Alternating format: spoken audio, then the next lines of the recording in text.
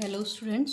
So last time हमने किया था SN2 रिएक्शंस। ठीक है, हमने पढ़ा था कि व्हाट आर SN2 रिएक्शंस, क्या होती हैं एंड हाउ टू आइडेंटिफाई। ठीक है, SN1 एंड SN2 रिएक्शंस के बीच में कैसे हमें अंतर करना है। ठीक है, और किस तरीके से इसको हम स्टेप वाइज पढ़ें कि हमारा जो है हमें ये याद रहे, कभी भूलें ना हम इसको। ठीक है, तो अब आज हम जो है पढ़ेंगे SN1 रिएक्शंस। ठीक है, सो SN1 रिएक्शंस पढ़ने के लिए सबसे पहले, ठीक है, वी शुड नो कि ये रिएक्शंस किस में होती हैं। ठीक है, तो SN1 रिएक्शंस जो होती हैं, ये वन है तो ये होती हैं टर्शरी हैलाइड्स में, तृतीयक हैलाइड में। ठीक है, तृतीयक हैलाइड क्या होते हैं? मैंने आपको बताया था कि जो कार्बन Cl से जुड़ा हो वो तीन अन्य, ठीक है, कार्बन से जुड़ा हो। तो जैसे यहाँ पर CH3, यहाँ पर CH3 और यहाँ पर CH3, यानी कि तीन कार्बन की चेन से जुड़ा हो, तो इस तरह के हैलाइड को हम तृतीयक हैलाइड या 3 डिग्री हैलाइड कहते हैं। ठीक, अब इसकी रिएक्शन हमने करानी है किससे? न्यूक्लियोफाइल से। न्यूक्लियोफाइल हम यहाँ पर भी क्या ले रहे हैं? OH- ही ले रहे हैं। ठीक है, अब OH- हमें पता है इस बंध की प्रकृति कैसी है। ठीक है, इस बंध की प्रकृति ऐसी है कि इस पे डेल्टा प्लस और इस पे डेल्टा माइनस चार्ज रहना है, क्योंकि Cl की विद्युत ऋणात्मकता कार्बन से ज़्यादा होती है।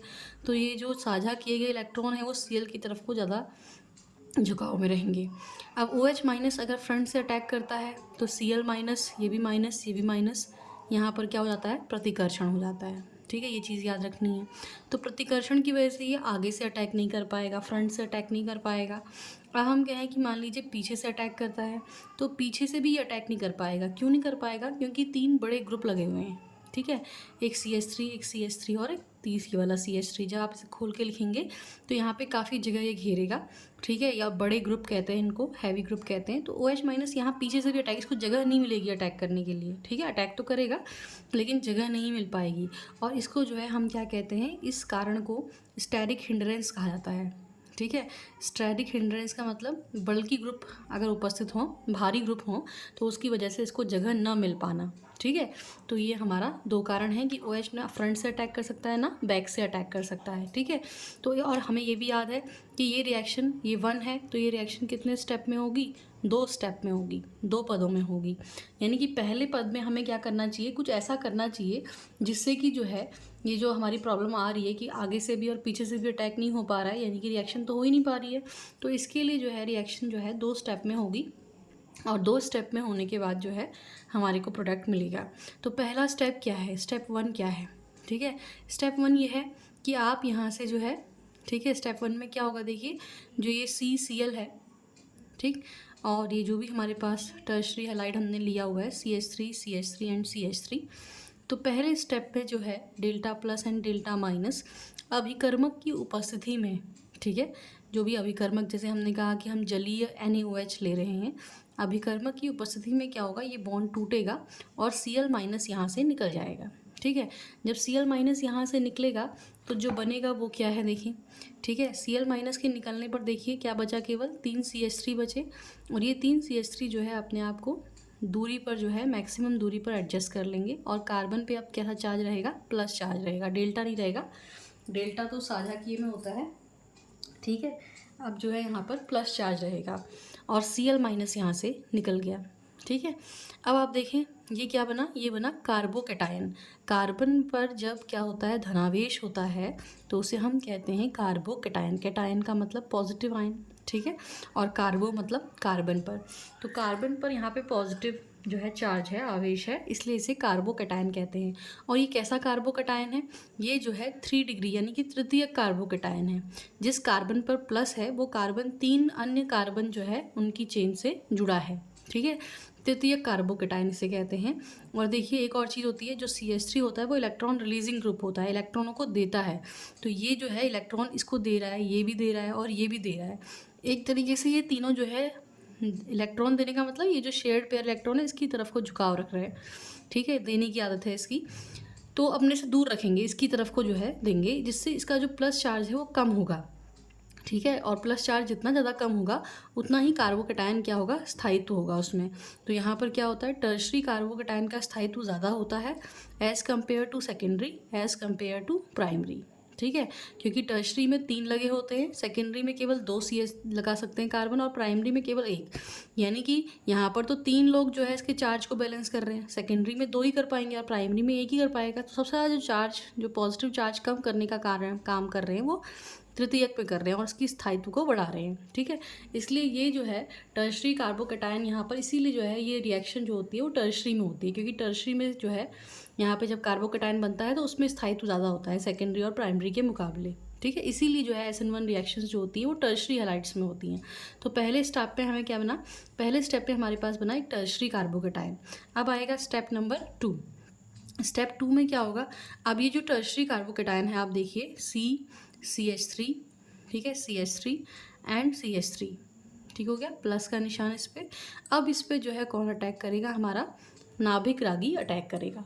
ठीक हो गया, तो नाभिक रागी कौन है, OH माइनस है नाभिक रागी यहाँ पर।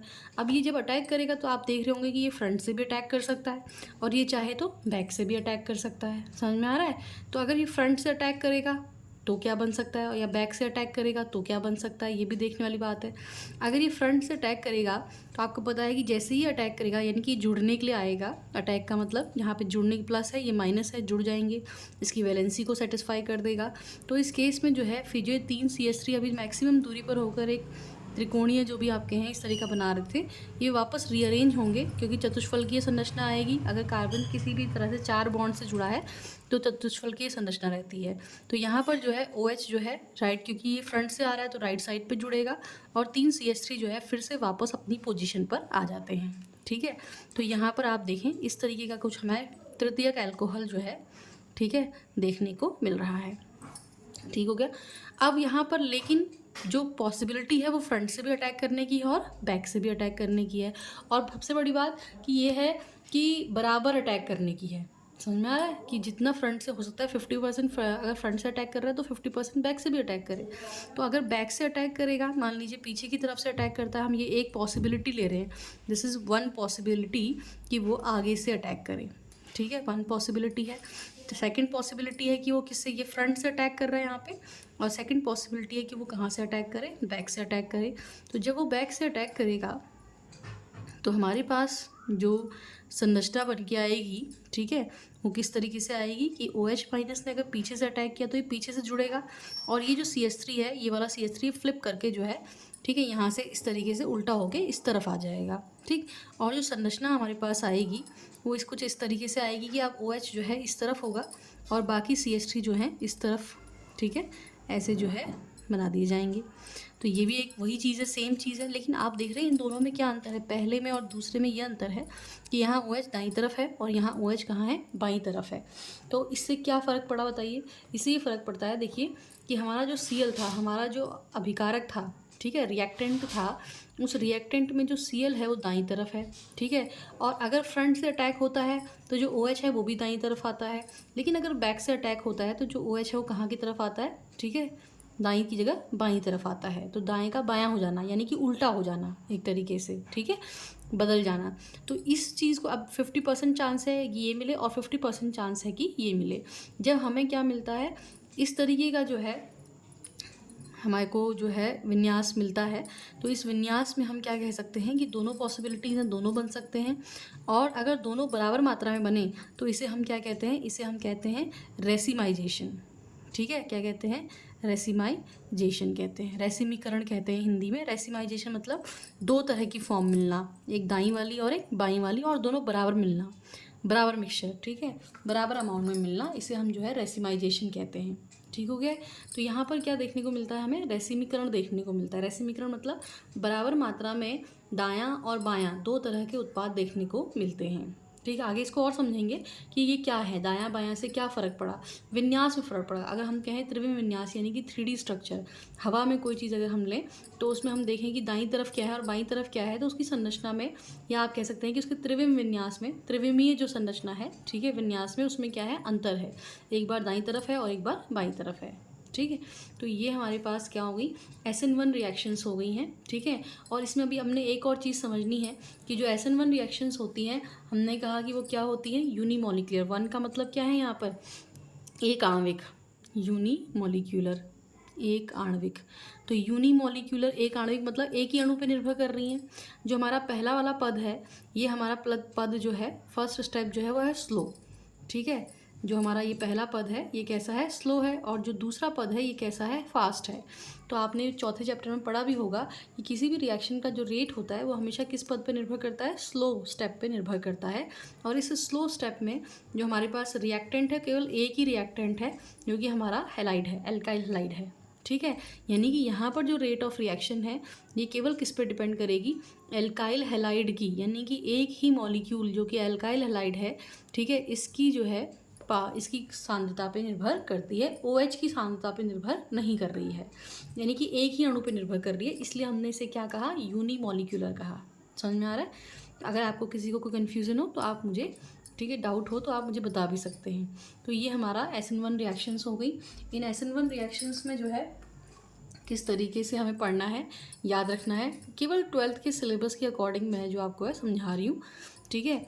बाकी जिनको थोड़ा सा समझने में दिक्कत लगती हो या फिर जिनको लगता है कि इजी नहीं लगता हो, ठीक है, तो ये चीज़ समझनी है। SN1 SN2 रिएक्शंस में क्या अंतर है और इनको कैसे हम जो है याद कर सकते हैं, कैसे समझ सकते हैं, ठीक है। कार्बोकेटाइंस क्या होते हैं, टर्शरी, सेकेंडरी, प्राइमरी, इनमें क्या जो है डिफरेंस है, आगे और इसको हम इलैबोरेट करके पढ़ेंगे जहाँ जहाँ ये टॉपिक आएगा। रेसिमाइजेशन क्या है, रेसिमीकरण क्या है। रेसिमीकरण सिंपली ये है कि आप जो है, रेसिमीकरण मतलब आपको दो तरह के उत्पाद दायां बायां बराबर 50-50% जो है आपको ये मिलेंगे, तो दोनों का मिक्सचर जो है बराबर होगा, ठीक है। और ऐसे मिक्सचर को जो है हम क्या कहेंगे, इस प्रोसेस को हम रेसिमाइजेशन कहेंगे, रेसिमिक मिक्सचर हम इसे कहेंगे, ठीक है। तो ये हो गया SN1 रिएक्शंस के बारे में। Okay, now we will do, आगे जो है इसके हम करेंगे जो सेकेंड टाइप ऑफ रिएक्शंस हैं, ठीक है, वो है विलोपन अभिक्रियाएँ। और विलोपन अभिक्रियाओं से पहले जो है आपके पास कोर्स में जो है थोड़ा सा जो है स्टीरियो केमिस्ट्री बताई गई है, ठीक है। न्यूक्लियोफिलिक रिएक्शंस में जो है स्टीरियो केमिस्ट्री का एक एस्पेक्ट दे रखा है कि ये जैसे हमने पढ़ा ना कि ये दायां ये बायां, तो क्या होता है ये दायां बायां, या किस तरह का जो है हम ये जो विन्यास है अलग अलग तरह का, इसको कैसे समझ सकते हैं, ठीक है। तो यहाँ पर जो है अगर आपको ये ऑप्टिकल एक्टिविटी के बारे में समझना है तो ऑप्टिकल एक्टिविटी, ठीक है, किस तरह से इसको समझेंगे। देखिए क्या होती है ऑप्टिकल एक्टिविटी।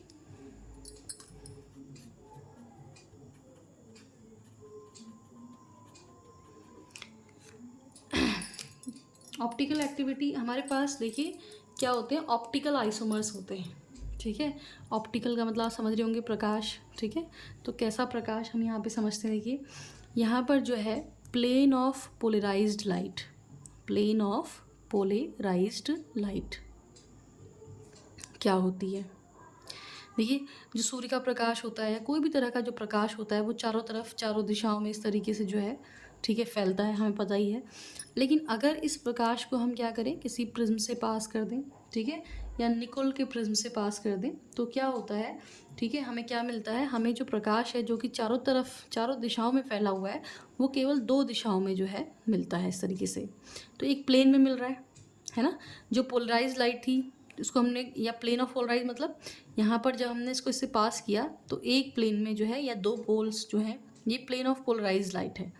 इस तरह की लाइट को क्या कहा जाएगा, प्लेन ऑफ पोलराइज लाइट। सूर्य के प्रकाश को या किसी तरह के प्रकाश को निकल प्रिज्म से पास करने पर वो केवल दो पोल्स में व्यवस्थित हो जाती है, एक लाइन में व्यवस्थित हो जाती है, प्लेन में व्यवस्थित हो जाती है, इसे प्लेन ऑफ पोलराइज लाइट कहते हैं। अब क्या होता है, अगर इस लाइट को आप किसी भी तरह के जो है किसी कंपाउंड के जो है सॉल्यूशन से अगर आप उसमें जो है इसको डालते हैं, ठीक है, किसी भी यौगिक का सॉल्यूशन अगर हमने लिया है, विलियन जिसे आप कहते हैं कंपाउंड का, किसी कंपाउंड के सॉल्यूशन से जब आप इसको पास करते हैं तो इस कंपाउंड की क्या है, दो तरह की एबिलिटी हैं, या तो वो इस लाइट को क्या करे, ठीक है, राइट साइड में रोटेट कर दे, और या इस लाइट को कहाँ रोटेट कर दे, लेफ्ट साइड में रोटेट कर दे। अगर राइट साइड में रोटेट करता है, ठीक है, अगर क्या कर रहा है ये इसको राइट साइड में रोटेट करेगा तो इसे कहते हैं डी फॉर्म या डेक्स्ट्रो रोटेटरी, डेक्स्ट्रो रोटेटरी, ठीक है, तो डेक्स्ट्रो रोटेटरी कहते हैं। और अगर इसी लाइट को जो है प्लेन ऑफ पोलराइज लाइट को लेफ्ट साइड में जो है अगर वो यानी कि इस तरफ रोटेट कर दे तो इसे कहते हैं एल, और इसे कहते हैं लिवो रोटेटरी, ठीक हो गया। और इसको आप प्लस के निशान से भी दिखा सकते हैं और इसको जो है हम माइनस के निशान से भी दिखाते हैं कई बार शॉर्ट, ठीक है। तो यहाँ पर यानी कि दो तरीके से जो है क्या हो सकता है, ठीक है, लिवो रोटेटरी एंड डेक्स्ट्रो रोटेटरी। तो इस तरीके से जो है दो तरीके से हमें जो है क्या देखने को मिल रहा है कि जो लाइन है, जो लाइट है, उसको जो है या तो राइट साइड में मूव कराएगा या लेफ्ट साइड में। ये कौन करा रहा है? कंपाउंड की ताकत है, ठीक है, किसी यौगिक की, किसी भी तरह के। अब उसके लिए क्या होना चाहिए ये भी देखना है।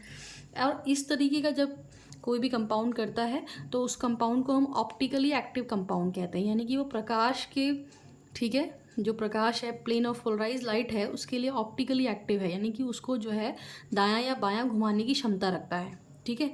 तो ऑप्टिकली एक्टिविटी, ठीक है, यहाँ पे इस तरीके का है। बहुत सारे टर्म्स हैं यहाँ पे जो इससे रिलेटेड हैं, ऑप्टिकली एक्टिव कंपाउंड। और ये दो तरह के आइसोमर्स हैं, जो डी आइसोमर है, ठीक है, और एल आइसोमर, यानी कि समायव हैं, आपस में एक दूसरे के समायव हैं। ये दायां तो ये बायां, ठीक है। किस तरह से पाई जाती है देखना है आगे हमने इसमें। यहाँ पे देखिए क्या होता है कि अब इसके आगे इसके लिए क्या होना चाहिए, जो है मेनली जो कंपाउंड है जो कि ऑप्टिकली एक्टिव हो, उसके लिए एक इम्पॉर्टेंट चीज़ है कि वो क्या होना चाहिए, वो एसिमेट्रिक होना चाहिए। एसिमेट्रिक मतलब जिसमें किसी भी तरह की कोई भी सममिति न पाई जाए। सममिति का मतलब कि अगर आप उसे कहीं से भी किसी प्लेन से काटें तो वो दो इक्वल हाफ्स में न बटे, ठीक है। विल नॉट, यू कैन से, ठीक है, will not be divided into two equal halves. तो दो बराबर भागों में नहीं बटना चाहिए, ठीक है। तो इस तरीके को हम क्या कहते हैं, ऑप्टिकली एक्टिव कंपाउंड या एसिमेट्रिक भी कहते हैं।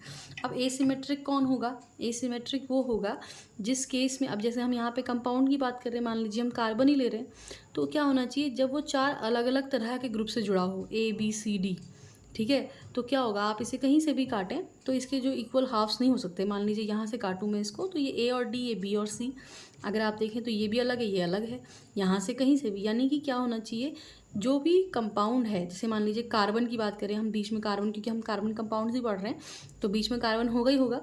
तो कार्बन के चारों जो भी चार इसकी संयोजकता है, तो चारों जो भी ग्रुप हैं वो एक जैसे नहीं होने चाहिए, ठीक है। और इस तरह के कंपाउंड को हम कहते हैं कायरल कंपाउंड या कायरल कार्बन। इस तरह के कार्बन को कहते हैं कायरल कार्बन। और ये जो इसमें गुण पाया गया है, ठीक है, इसे कहते हैं कायरलिटी। इसे क्या कहते हैं? कायरलिटी कहते हैं, ठीक है। लुईस पास्चर ने बताया था जब वो क्रिस्टल कंपाउंड्स पे काम कर रहे थे, तो उन्होंने ये समझाया था। हमें सिंपली समझना है फ़िलहाल के लिए कि कहाँ कहाँ ये पाया जाएगा, ठीक है, और किस तरीके से हम इसको समझ सकते हैं। इतना मेरे ख्याल से थोड़ा बहुत समझ में आया होगा आप लोगों को, ठीक है। थोड़ा सा मुश्किल भी है, इतना आसान भी नहीं है, ठीक है। आप जैसे कायरल कंपाउंड्स कैसे समझेंगे, एक बहुत ही सिंपल सा एग्जांपल है इसके लिए। ऐसा भी समझ सकते हैं आप लोग कि ये जो डी और एल आइसोमर की हम बात कर रहे हैं ना, ये जो डी एल एंड आइसोमर्स हैं, ये क्या होती हैं, they are mirror image of each other. आपस में एक दूसरे की क्या होती हैं, मिरर इमेज होती हैं, ठीक है, ऑफ ईच अदर। लेकिन क्या नहीं होनी चाहिए, एक दूसरे के ऊपर सुपर इम्पोज नहीं होनी चाहिए, यानी कि एक दूसरे के ऊपर जो है, ठीक है, सुपर इम्पोजिबल नहीं होनी चाहिए, ठीक है, नॉट सुपर इम्पोजिबल। किस तरीके से, अभी मैं आपको समझाती हूँ इसको, इम्पोजिबल, ठीक है। जैसे एक तो हम ऐसे समझ सकते हैं कि इंग्लिश का एक लेटर है ए, ठीक है, आप जब इसको जो है इसकी मिरर इमेज, ये मिरर बनाते हैं हम इस तरीके से, अगर आप इसकी मिरर इमेज देखेंगे तो आपको ए ही दिखाई देगा, है ना। लेकिन अगर आप बी की मिरर इमेज देखेंगे, ठीक है, तो आपको कैसा दिखाई देगा, बी उल्टा दिखाई देगा। यानी कि जो इसका राइट है वो इसका राइट नहीं है, वो इसका क्या है, लेफ्ट है। समझ में आ रहा है? दाएं का क्या हो गया, बायां हो गया। तो अगर ये डी फॉर्म है तो ये क्या है, एल फॉर्म है। समझ रहे हैं आप? तो mirror image of each other. और नॉन सुपर इम्पोजिबल का मतलब है कि अगर इस बी पर इस बी को रखा जाए तो आपस में एक दूसरे के ऊपर जो है ये क्या नहीं हो रहे, व्यवस्थित नहीं हो रहे हैं। हो रहे हैं क्या व्यवस्थित, एक बी ऐसा है, ठीक है, और दूसरा बी जो है वो किस तरीके से है, वो इस तरीके से है। तो ये व्यवस्थित नहीं है। व्यवस्थित कौन है, एक भी ऐसा है, दूसरा भी ऐसा ही होगा, तो एक दूसरे के ऊपर सुपर इम्पोजिबल होंगे। जैसे हम अपने हाथ का एग्जांपल देते हैं, ठीक है, हमारा जो राइट है, हमारा जो लेफ्ट है, ठीक है, अगर हम इसकी मिरर इमेज देखेंगे तो ये मिरर इमेज आएगी। देखिए बीच में अगर ये मिरर लगा दिया जाए तो ये मिरर इमेज आएगी, है ना। अब अगर मैं इस हाथ को इस हाथ के ऊपर रखूँ तो ये क्या सुपर इम्पोज हो रहे हैं, नहीं हो रहे हैं। एक जो बीच की उंगली है इसको छोड़कर, ठीक है, आप देख रहे होंगे ये मेरा अंगूठा, अंगूठे के पास दूसरे उसका क्या आई, छोटी उंगली। तो इस तरीके से non super imposable, non super imposable मतलब एक दूसरे के ऊपर बैठते नहीं हैं, या कहें वही चीज़ नहीं आती है, वही चीज़ें नहीं आ रही है जो नीचे हैं, इसे कहते हैं सुपर इम्पोजिबल। अब आप देखिए, अगर मैं अपने हाथ को ऐसे रखूँ तो अंगूठा अंगूठे के साथ, छोटी उंगली से, तर्जनी तर्जनी से, मध्यमिका, तो इस समय इस वाले के इसको कहते हैं सुपर इम्पोजिबल और इसको कहते हैं non super imposable mirror image. यानी कि जब आप मिरर इमेज को, ये मिरर इमेज है दायां, ये बायां, तो अगर आप दाएं को उठा के बाएं के ऊपर रखें तो वो एक क्या है, मैच नहीं करना चाहिए। ठीक है, उसके जो भी एलिमेंट्स हैं, ठीक है, वो मैच नहीं करने चाहिए। इस तरीके को हम non super imposable mirror image कहते हैं। और जो non super imposable mirror image होती है वही जो है आपस में कैसे आइसोमर्स हैं, ऑप्टिकली एक्टिव आइसोमर, यानी कि डी एंड एल आइसोमर्स हैं। ऐसा भी आप समझ सकते हैं। ठीक है, अगर हमने जैसे से पहले पढ़ा कि SN1 SN2 रिएक्शंस में हमने पढ़ा कि जो हमारे पास रिएक्शंस हैं, जैसे ये वाले में भी हमने पढ़ा कि जिस तरीके से जो है अगर देखिए लेफ़्ट जो है राइट हो जाए तो उसे हम कहते हैं इन्वर्जन ऑफ कॉन्फ़िगरेशन। यहाँ पे हमने कहा लेफ़्ट राइट नहीं हुआ, लेफ़्ट राइट भी हो सकता है और लेफ़्ट लेफ़्ट में भी जा सकता है। यानी कि अगर Cl राइट साइड था तो OH राइट साइड भी आ सकता है और OH लेफ़्ट साइड भी आ सकता है, क्योंकि उसे दोनों तरफ से मौका मिल रहा है, ठीक है, जोड़ने का। इस केस में बराबर बराबर बनने की कोशिश है और इसे हम क्या कहते हैं, रेसिमाइजेशन कहते हैं। तो ऐसे ही यहाँ पे जो टर्म्स हैं वो इसी वजह से हैं, क्योंकि एक का दायां और दूसरे का बायां। ठीक है, तो किस तरह की जो है यौगिक बनने की संभावना है और ये यौगिक, ठीक है, जो है कितना अमाउंट में बनते हैं, यहाँ पर ये आपको समझ में आ गया हो गया। ठीक है ना, आ गया होगा मेरे ख्याल से। तो जो non super mirror impossible mirror जो इमेजेस होती हैं, इन्हें हम इनएंशियोमर्स भी कहते हैं, ये भी आपने ध्यान रखना है। ठीक है, इनएंशियोमर्स, जैसे आइसोमर्स होता है ना, मर्स, ठीक है, एक जैसे, लेकिन क्या है, थोड़ा सा अंतर है, डिफरेंस है। एक जैसे ही है, थोड़ा सा अंतर है, मिरर इमेज है, नॉन सुपर इम्पोजिबल है। ठीक है, तो ऐसा हमने समझना है। और जब क्या होता है, बराबर मात्रा में, ठीक है, इक्वल अमाउंट में जो है आपके पास क्या हो, इक्वल अमाउंट में आपके पास, ठीक है, डी भी हो और एल भी हो सेम कंपाउंड के लिए, तो उस केस में ऐसे मिक्सचर को हम क्या कह देते हैं, रेसिमिक मिक्सचर कह देते हैं। ठीक है, और इसको हम रेसिमाइजेशन कह देते हैं, क्योंकि जितना दायां घूमा उतना ही बायां भी हो गया, तो बराबर ही हो गया, है ना, ऐसा कहते हैं। और लेकिन अगर डी का जो है एल हो जाए तो इसे हम कहते हैं इन्वर्जन ऑफ कॉन्फ़िगरेशन, यानी कि उल्टा हो गया, विन्यास उल्टा हो गया, दायां था बायां हो गया, तो इन्वर्जन ऑफ कॉन्फ़िगरेशन कहते हैं इस चीज़ को हम। तो SN1 और SN2 में हमें दो ही चीज़ें देखने को मिली, एक रेसिमिक मिक्सचर और एक इन्वर्जन ऑफ कॉन्फ़िगरेशन।